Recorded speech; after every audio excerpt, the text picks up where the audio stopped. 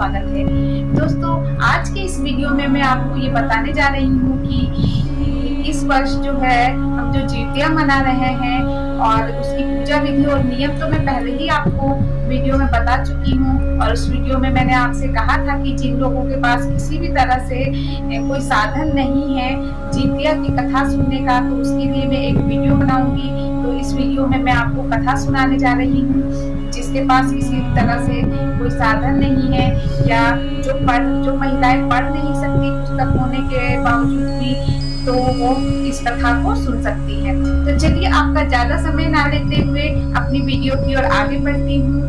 मुझे नीचे दिए हुए कमेंट बॉक्स में कमेंट करिए, लाइक करिए, सब्सक्राइब करिए और नीचे दिए हुए बेल आइकन को दबाना ना भूलिए ताकि मेरे आने वाले वीडियो का नोटिफिकेशन आप तक सबसे पहले पहुंचे। हाँ, और आपको मेरे वीडियो से जुड़े किसी भी तरह की जानकारी आपको चाहिए तो आप मुझे कमेंट कर सकते हैं। तो अब मैं अपनी कथा की तरफ बढ़ती हूँ। जिन महिलाओं ने अपनी पूजा विधि समाप्त कर ली है तो वो ये कथा सुन सकती है। जैसा कि मैंने पहले आपको बताया था पूजा विधि में कि सबका अपना अपना रिवाज होता है, वो अपने रिवाज के मुताबिक इस धागे को, जिसे हम जितिया कहते हैं, ये देख लीजिए, मैंने आपको बताया था कि एक धागे में चंद्रमा, सोने का, चांदी का, जो जैसा भी बनवाता है वो बनवा के अपने गले में धारण कर लेता है।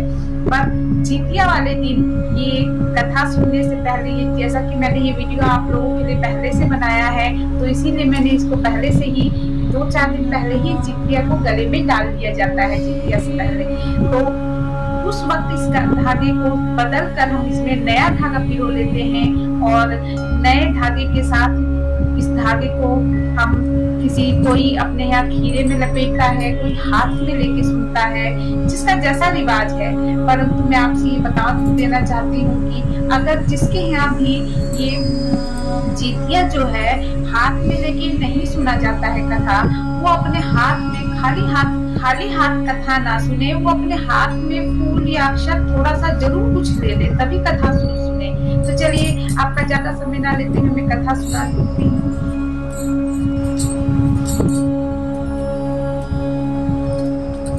आप ये सामूहिक रूप से भी कथा सुन सकती हैं। इससे पहले हम जितमन भगवान का जय करते हैं और फिर कथा आरंभ करते हैं। एक बार एक निवासी ने ऋषियों के संसार में कल्याण के लिए जाकर पूछा, हे सुत जी, काली काल में लोगों के बालक किस तरह से दीर्घायु होंगे, सो कहिए। सुत जी बोले, जब द्वापर का अंत होगा और कलयुग का आरंभ होगा, उसी समय बहुत सी शोकाकुल स्त्रियों ने आपस में ये सलाह की कि क्या कली के माता की जीवित रहते हुए पुत्र मर जाएंगे। जब वे आपस में कुछ निर्णय नहीं कर पाई तो वो गौतम जी के पास पूछने के लिए गई। जब उनके पास पहुंची तो उस समय गौतम जी आनंद के साथ बैठे थे। उनके सामने जाकर उन्होंने मस्तक झुकाकर प्रणाम किया और उनसे पूछा, हे प्रभु, इस कलयुग में लोगों के पुत्र किस तरह से जीवित रहेंगे, इसके लिए कोई व्रत या तप हो तो कृपा करके हमें बताइए। इस तरह उनकी बात सुनकर गौतम जी बोले, आपसे मैं वही बात कहूँगा जो मैं पहले से सुन रखी है मैंने। गौतम जी ने कहा, जब महाभारत युद्ध का अंत हो गया और द्रोण पुत्र अश्वत्थामा के द्वारा अपने बेटों को मरा देखकर जब पांडव बड़े दुखी हुए और पुत्र के शोक से व्याकुल होकर द्रौपदी अपनी सखियों के साथ ब्राह्मण श्रेष्ठ धूमे के पास गई और उनसे धूमे से कहा कि हे विपेंद्र, कौन सा उपाय करने से बच्चे दीर्घायु होंगे और कृपया करके मुझे ठीक ठीक कहिए। धूमे बोले, सतयुग में सत्य वचन बोलने वाले, सत्य आचरण करने वाले समदर्शी जीमूतवाहन नामक एक राजा था। एक बार वह अपनी स्त्री के साथ अपनी ससुराल गए थे और वो वही रहने लग गए। एक दिन आधी रात के समय पुत्र के शोक में व्याकुल कोई स्त्री रोने लगी, क्योंकि वह अपने बेटे के दर्शन से निराश हो चुकी थी। उसका पुत्र मर चुका था। वह रोती हुई कहती है, हाय मुझ बूढ़ी माता के सामने मेरा बेटा मरा जा रहा है। उसका रुदन सुनकर राजा जीमूतवाहन का तो मानो हृदय विदीर्ण हो गया और वह तत्काल उसी स्त्री के पास गए और उनसे पूछा, तुम्हारा बेटा कैसे मरा? बूढ़ी ने कहा, गरुड़ प्रतिदिन आकर गांव में लड़कों को खा जाता है। और इस पर दयालु राजा ने कहा, माता अब तुम रो मत, आना जहाँ गरुड़ आकर प्रतिदिन मांस खाया करते थे। उसी समय गरुड़ भी उस पर टूट पड़ा और राजा के शरीर का मांस खाने लगा। जब अतिशय तेजस्वी गरुड़ ने राजा का बाया अंग खा लिया तो झटपट राजा ने अपना दाहिना अंग फेर कर गरुड़ के सामने कर दिया। ये देखकर गरुड़ जी ने कहा, देव योनियों में तुम कौन हो? तुम मनुष्य तो नहीं जान पड़ते। अच्छा, आप जन्म और कुल बताओ। पीड़ा से व्याकुल मन वाले राजा ने कहा कि हे पक्षीराज, इस तरह के प्रश्न करना व्यर्थ है। तुम अपनी इच्छा भर मेरा मांस खाओ। ये सुनकर गरुड़ रुक गए और बड़े आदर से राजा के जन्म और कुल की बात पूछने लग गए। राजा ने कहा, मेरी माता का नाम है शेव्या और मेरे पिता का नाम है शालीवाहन है। सूर्य वंश में मेरा जन्म हुआ है और जीमूतवाहन मेरा नाम है। राजा की दयालुता देखकर गरुड़ ने कहा, हे महाभाग, तुम्हारे मन में जो भी अभिलाषा हो वह वर मांगो। राजा ने कहा, हे पक्षीराज, यदि आप मुझे वर दे रहे हैं तो वो वर दीजिए कि आपने अब तक जिन प्राणियों को खाया है वे सब जीवित हो जाए। हे स्वामी, अब से आप यहाँ बालकों को ना खाएं और कोई ऐसा उपाय करें कि जहाँ जो उत्पन्न हो वे लोग बहुत दिनों तक जीवित रहे। धूमे ने कहा कि पक्षीराज गरुड़ राजा को वरदान देकर स्वयं अमृत के लिए नागलोक चले गए और वहां से अमृत लाकर उन्होंने उन मरे मनुष्य की हड्डियों पर बरसाया। ऐसा करने से सब लोग जीवित हो गए और जिनको की पहले गरुड़ ने खाया था, राजा के त्याग और गरुड़ की कृपा से वहाँ जहाँ पे वो थे वहाँ अपनी जगह पे वो लोग पहुँच गए। बहुत कष्ट दूर हुए। उस समय राजा के शरीर की शोभा दुनी हो गई थी।